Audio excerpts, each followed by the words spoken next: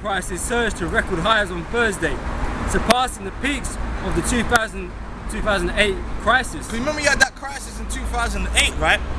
But then what happened, man? It backed off. That's fulfilling that scripture. Let me get the scripture in Esdras, where it tells you that the victuals shall be so good cheap that they should think they in good stead. Because you had that crisis, then it kind of receded. But this time it ain't gonna recede. It's not gonna go back, man. It's gonna go up, up, up. Yeah, we just read, man. It's only gonna get worse from here, man.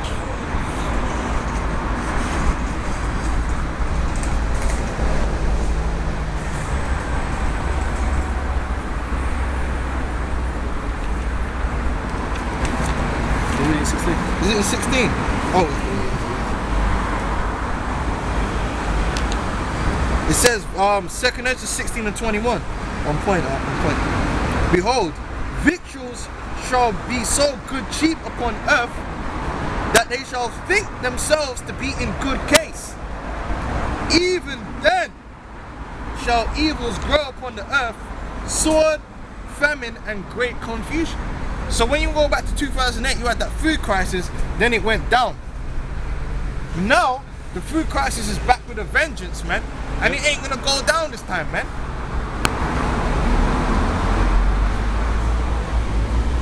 Right? Yep. So the crisis that sparked food riots in more than 30 countries. But when it happened in 2008, it sparked food riots in over 30 countries, man. Now it's at record, man. It's above that level now. Yep. And people have got even less disposable income than they did before in 2008. You see, what they did was they put off the crisis. All the crises, they put them off and pretending that they went away. Oh, we started going into a recession in 2008, but we come out of it. No, they never came out of it, man. Yeah. But now all the chickens are coming over to roost. And all that was just manipulation of the market, man. Yep. That's all it was.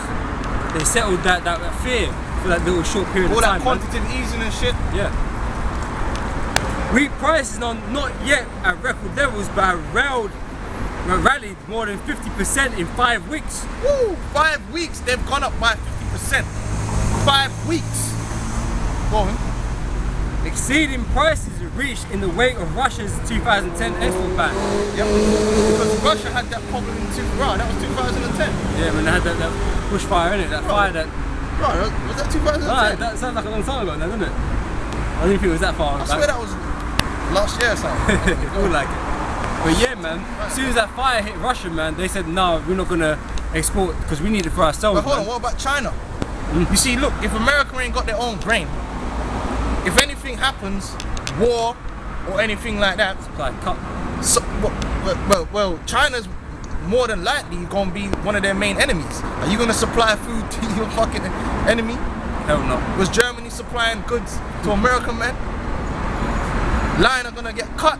That Panama Canal is going to get shut down. Ain't going to be no grain coming from the Panama Canal to your ass no more. That's right, man. Mexico's going to just totally collapse, man. That border's going to be like, trust me, man, logistically, food ain't going to be moving around in that day. That's right.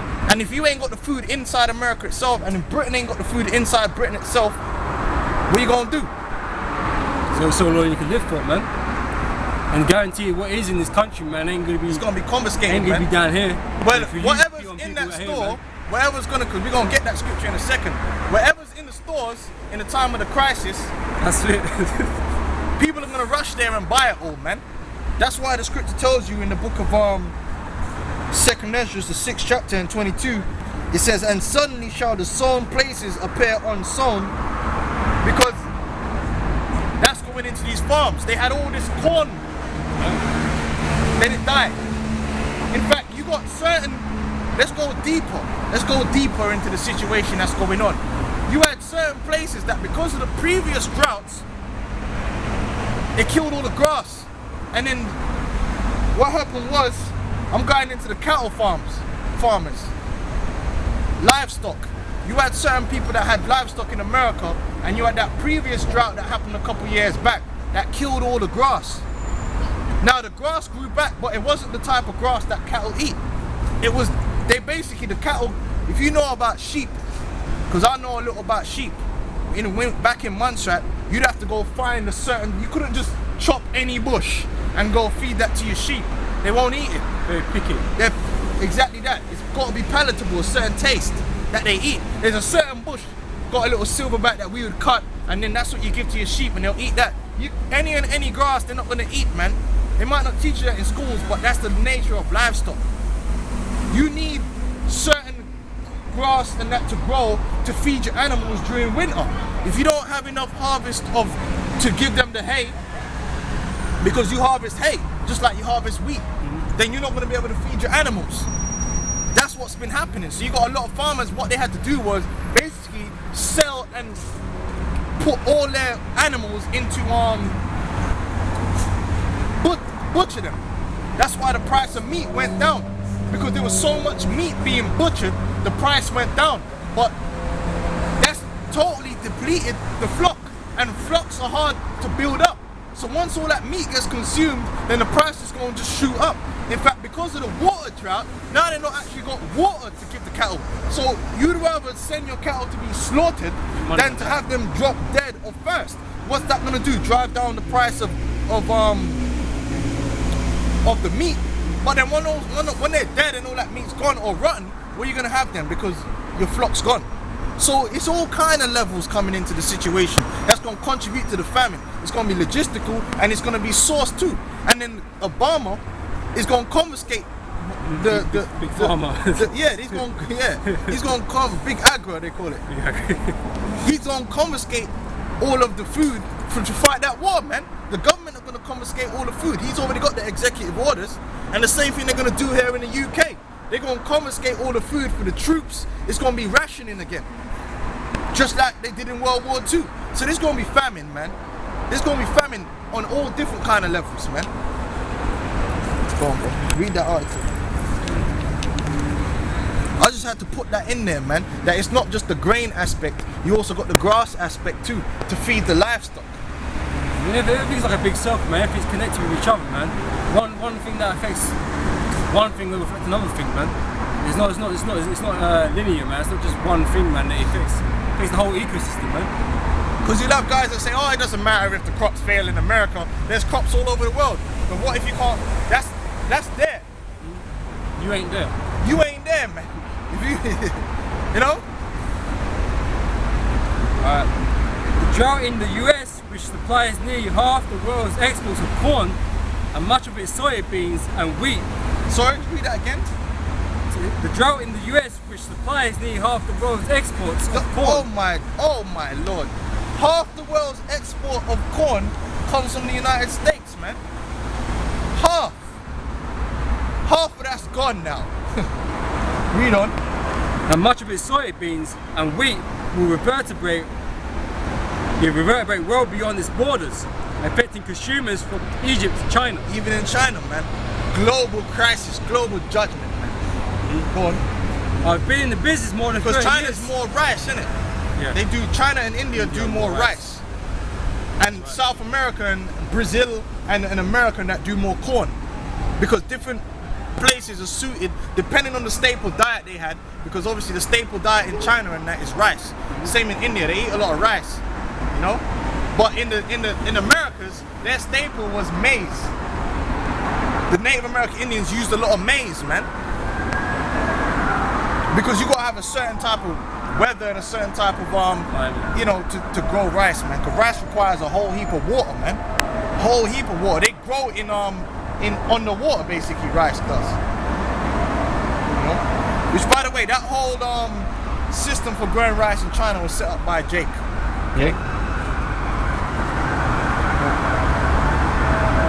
I've been in this business more than 30 years, and this is by far and away the most serious weather issue and supply and demand problem I have ever seen.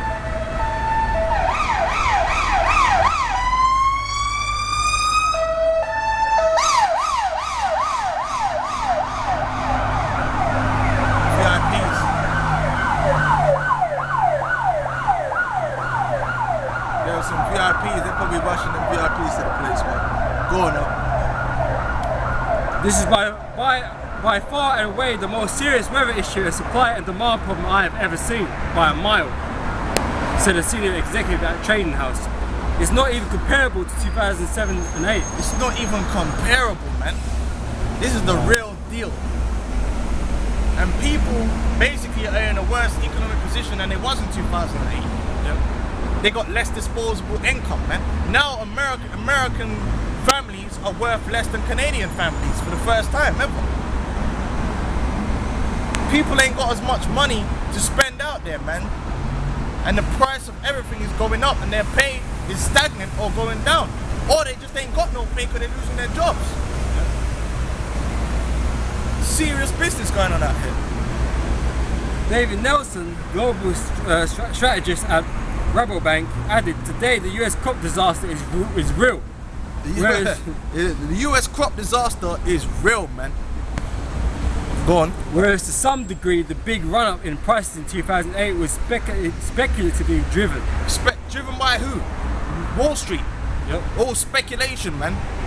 But this is real supply and demand issue. It's not an issue of them gutter rats up there in Wall Street playing with the numbers. It's actually there just ain't no corn. So it's supply and demand. Meaning you got a certain amount of demand, you keep demand the same. If the supply goes up, the price goes down. If the supply goes down, the price goes up. Well, guess what? The demand is going up all the time, but the supply is what? Going down.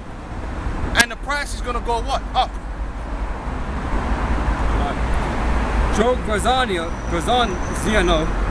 de Silva, Director General. And it don't help, sorry, even more, that plus that the dollar's being devalued, man. So you're gonna get even less for your dollar, man. That's even inflating the price too. Let's not forget the dollar being devalued. Because the dollar ain't worth shit. Read on. I am certainly concerned about the recent rises in food commodity prices, even their potential implications, especially for the vulnerable and the poor, who spend as much as 75% of their income on food. It's meaning they got less money to, okay, we're not gonna go on holiday this year, we're gonna use that money for food. No. They already use most of their money for food. They're just gonna end up using more. So the money they would have used to pay the phone bill or the electric bill, some of that's gonna have to come out of there to pay for the phone bill, for the food bill. But it's gonna come to a point, no matter how much money you got, you're still not gonna get no fucking food. Because it's just not gonna be there. In 2007-08, the rise in prices triggered food riots from Bangladesh to Haiti, as the number of hungry people in the world surpassed 1 billion. However, economists point out that the supply of rice, and to a lesser extent wheat, key staples for many of the world's poorest people, remain abundant, subduing prices. Joseph Glauber, chief economist at the US Department of Agriculture, also argued that the current situation was far better than 2008. Prices are higher, and there is no question about that, but we really had an extreme shortage of wheat in 2007-08, and I don't see that at this point. Yeah, but you are gonna have that. Because guess what? When that World War III kicks off, all that's gonna be cut. All that's gonna be cut, man. Your supply lines, your supply chains are gonna be cut. And the supply chains is everything in this global world. Because you might go into the store, you think them apples were grown in England, man? It's coming from Spain. You think that rice was grown in England? No, it's grown in China, man. What happens when them shipping lanes get clogged up with ships throwing bullets backward and forward, man? What are you gonna do then? You talking about the Strait of Hormuz, that's just oil. What about food?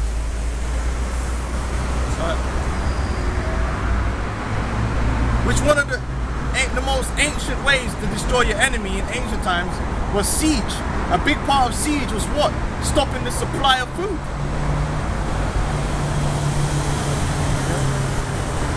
Right? So, don't get it twisted, man. That famine is coming. That hit or not? It's still small. Is there anything in there you see you want to bring up? Yeah, 1 second.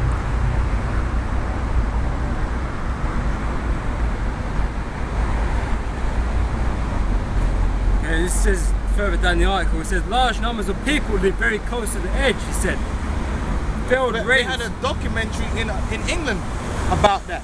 More and more people, even in the middle class, even though they got middle class